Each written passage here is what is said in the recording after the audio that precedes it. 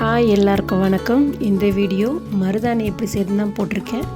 Video skip பண்ணாமல் பாருங்கள். அதுக்கு முன்னால் சப்ஸ்கிரைப் பண்ணாதவங்க சப்ஸ்கிரைப் பண்ணிக்கோங்க. இந்த வீடியோ பிடிச்சிருந்தால் லைக் போடுங்க, உங்கள் ஃப்ரெண்ட்ஸுக்கெல்லாம் ஷேர் பண்ணுங்கள். வாங்க வீடியோக்குள்ளே போய் இந்த மருதாணி எப்படி செய்கிறதுன்னு பார்ப்போம்.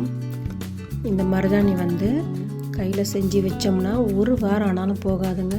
நம்ம நல்லா ஒர்க் பண்ணுறவங்களா இருந்தால் ஒரு வாரம், இல்லை எந்த வேலையும் செய்யலை, கம்ப்யூட்டரில் தான் வேலை பார்க்குறோம் அப்படின்னா ஒரு 10-12 நாள் வரைக்கும் இருக்குங்க. கையில் சைடு எஃபெக்ட் எதுவும் கிடையாது. வீட்டில் இருக்க 2 பொருளை வச்சு தான் போட்டிருக்கேன்.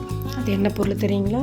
சர்க்கரையும் குங்குமமும் தான் வச்சு நான் போட்டிருக்கேன். வீடியோ பாருங்கள். வாங்க வீடியோக்குள்ளே போயிட்டு நம்ம பார்ப்போம். நான் அமுல் டின் டப்பா இல்லைங்களா, அந்த நெய் டப்பா, அது வீட்டில் இருந்தாலும் காலி ஆகிடுச்சுனாலும் அது யூஸ் பண்ணிக்கலாம். அப்படி இல்லைனா கடையில் கேட்டாலும் கிடைக்கும். அந்த காலி டப்பா வாங்கிட்டு வந்துக்குங்க. இதில் நம்ம சர்க்கரையை போடணும். சர்க்கரை நான் ஒரு 50 கிராம் அளவு எடுத்திருக்கேன். நான் 2 பேருக்கு தான் செஞ்சுருக்கேன். இன்னும் கூட கம்மியாக போட்டிருக்கேன். உங்களுக்கு எத்தனை பேர் இருக்காங்க, ஒரு 50 கிராம்னா ஒரு 4 பேர் வைக்கலாம். உங்களுக்கு எத்தனை பேர் இருக்காங்களோ அதுக்கேற்ற மாதிரி பண்ணிக்கோங்க.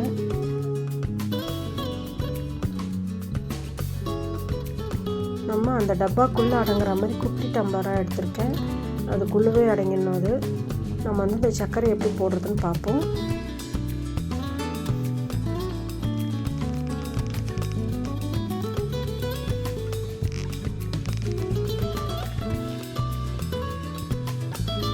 ஒரு ஸ்பூன் வச்சு நம்ம அதில் சுத்தூரம் போடணும். அதை பொறுமையாக போடுங்க. சென்டரை சர்க்கரை படக்கூடாது. சென்டராக பட்டுச்சுன்னா நம்ம அந்த டம்ளர் வச்சு அது பொங்கும்போது டம்ளர் அது பாகு மாதிரி தானே, அது நொறையாக பொங்கும்போது டம்ளர் சாயத்துக்கு வாய்ப்பு இருக்குது. அதனால் நடு சென்டரை நமக்கு சர்க்கரை ஒரு துளி கூட இல்லாத க்ளீன் பண்ணிக்கோங்க. அதுக்கப்புறமா அந்த டம்ளர் எடுத்து அது உள்ளே வைக்கணும். பாருங்கள் எவ்வளோ க்ளீனாக இருக்குது நடுவில். இப்போ அந்த சர்க்கரை அந்த டம்ளர் அது உள்ளே வச்சுட்டு கேஸ் ஃபஸ்ட்டு ஆன் பண்ணக்கூடாது. நம்ம இதை கேஸில் வச்சுட்டு இதுக்கு மேலே நம்ம ஒரு கிண்ணத்தில், அந்த கிண்ணம் அடிப்பக்கம் நல்லா மழுமழுன்னு இருக்கிற மாதிரி எடுத்துக்கோங்க. சொம்போ கிண்ணமோ எதாக இருந்தாலும் ஃப்ளாட்டாக இருக்கிற மாதிரி எடுக்காதீங்க. மழுமழுன்னு இருந்தால் தான் நம்ம அந்த ஆவரி பட்டு அந்த தண்ணி அந்த டம்ளருக்குள்ளே சொட்டு சொட்டாக விட்டுச்சுன்னா அந்த தண்ணி அதில் நிற்கும். இங்கே பாருங்கள், நான் வச்சுட்டு அதுக்கப்புறம் தான் கேஸை ஆன் பண்ண போகிறேன்.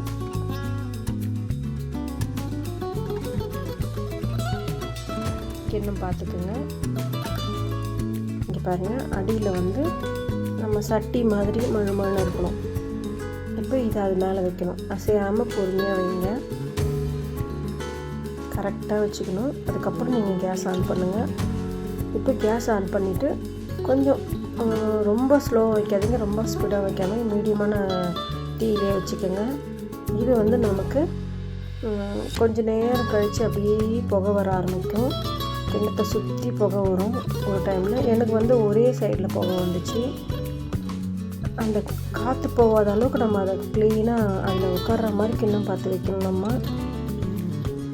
புகை வர்றது தான் நமக்கு அது கரெக்டான ஒரு இது. அப்போ நம்ம அந்த டைமில் பார்த்து நம்ம இறக்கிடணும்.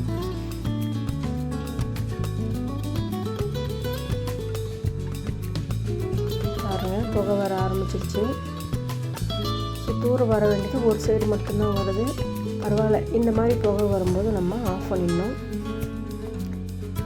புகை ஒரு அரை நிமிஷம் 1 நிமிஷம் வரட்டும், போதும். அதுக்கு மேலே வரக்கூடாது.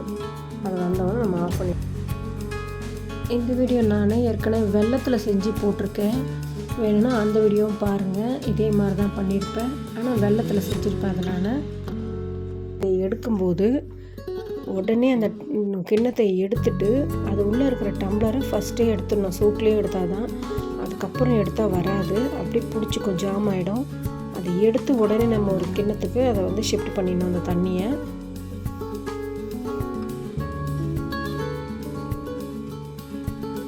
பாருங்கள் எப்படி புகை வருது பாருங்கள்.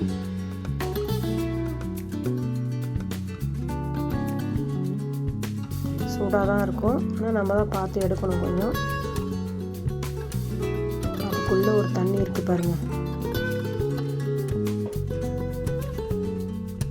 பார்த்தீங்களா? அது அதுதான் நம்ம மருதாணி தண்ணி.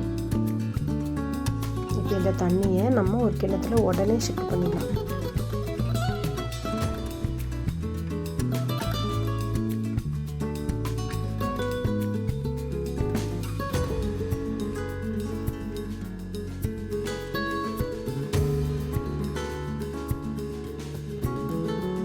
எடுக்க முடியல அதனால் எடுத்துட்டேன்.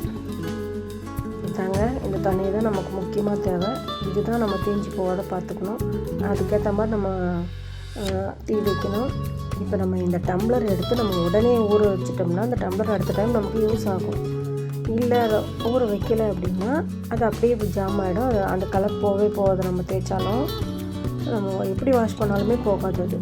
இப்போ இந்த டப்பா யூஸ் ஆகாது. இதை தூக்கி குப்பையில் தான் போடணும். டம்ளர் மட்டும் யூஸ் ஆகிற மாதிரி நம்ம உடனே ஊற வச்சிடலாம்.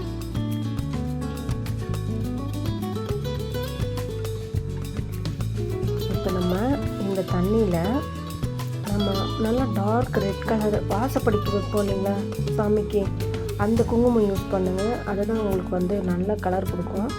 மற்றது நெத்திக்கு வைக்கிறது அந்த மாதிரிலாம் யூஸ் பண்ணாதீங்க.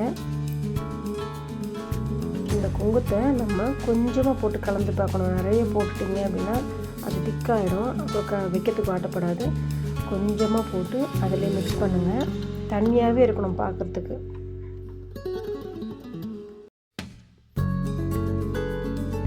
பாருங்கள் எந்த அளவுக்கு தண்ணியாக இருக்குது. ரொம்ப திக்காக பண்ணக்கூடாது. தண்ணியாக இருந்தால் தான் நமக்கு பிடிக்கும் அது நல்லா. இது நம்ம ஃபங்க்ஷன் டைமில் எல்லாத்துக்கும் யூஸ் ஆகும். ஒரு நல்ல நாளில் வச்சுக்கணும் ஆசைப்பட்டாலும் வச்சுக்கலாம். மருதாணி வாங்கி இலையை வாங்கி அரைச்சிக்கிட்டு ரொம்ப கஷ்டம். இப்போ வேலைக்கு போகிறவங்கலாம் இதை வைக்கிறதுக்கு ரொம்ப மருதாணியும் ஆசை இருக்கும், ஆனால் வச்சுக்க முடியாது. அதனால் நம்ம என்ன பண்ணணும், இந்த மாதிரி செஞ்சு வச்சுக்கிட்டோம்னா நமக்கு யூஸ் ஆகும். பாருங்கள் விரலில் நான் அத்துளியை கையில் வச்சு விட்டேன். அதுக்கே பாருங்கள் என் கை எப்படி செவந்து போச்சு, நல்லா ரெட்டாகிடுச்சு. பாருங்கள் எனக்கு டிசைன் வராது. அத்துலேயே ஏதோ டிசைன் போட்டு விட்டேன். அதையும் கொஞ்சம் களைச்சிட்டா. நான் பாருங்கள் பொட்டு வச்சுருக்கேன். உங்களுக்கு டிசைன் தெரிஞ்சாலும் டிசைன் போட்டுக்கோங்க. எப்படி இருக்குது பாருங்கள். இதை நீங்கள் செஞ்சு வச்சு பார்த்துட்டு எனக்கு கமெண்ட்டில் சொல்லுங்கள் எப்படி இருக்குன்னுட்டு. மறுபடியும் அடுத்த வீடியோவில் சந்திக்கிறேன். பாய்.